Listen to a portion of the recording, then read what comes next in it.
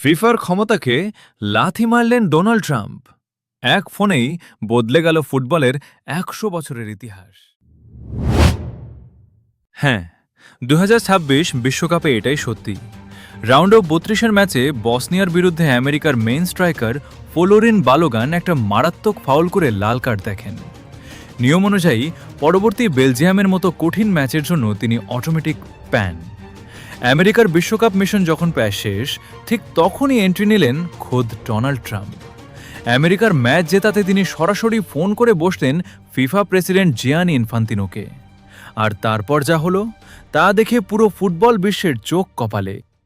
President ট্রাম্পের সেই একটা ফোনের পরই ফিফা তাদের নিজেদের তৈরি করা আইনকে ডাস্টবিনে ছুঁড়ে ফেলে দিল। ফিফা তাদের ডিসিপ্লিনারি কোডের বিশেষ আর্টিকেল ২৭ ব্যবহার করে বালোগানের এক ম্যাচের নিষেধাজ্ঞা রাতারাতি স্থগিত করে দেয়। ফুটবল বিশ্বকাপের ইতিহাসে ১৯৬২ সালের পর, অর্থাৎ দীর্ঘ ৬৪ বছর পর, এই প্রথম কোনো প্লেয়ার লাল কার্ড পাওয়ার পরেও তার ব্যান তুলে নেওয়া হলো। কিন্তু কেন?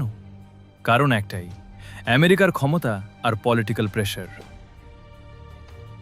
কিন্তু আসল প্রশ্নটা এখানেই, এই নিয়ম কি সবার জন্য এক?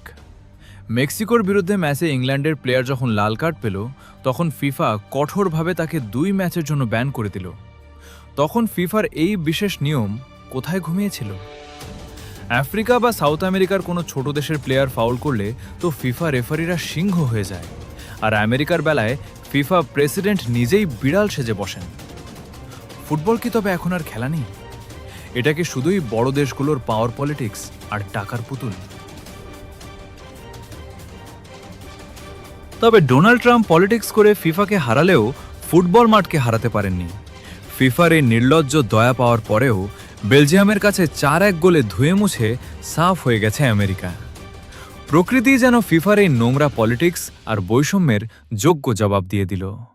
ক্ষমতা দিয়ে রেফারি কেনা যায়, কিন্তু ট্রফি নয়। ফিফার এই দ্বিমুখী নীতি নিয়ে আপনার কি রায়?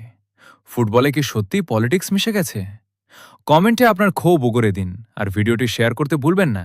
দেখা হচ্ছে পরের ভিডিওতে।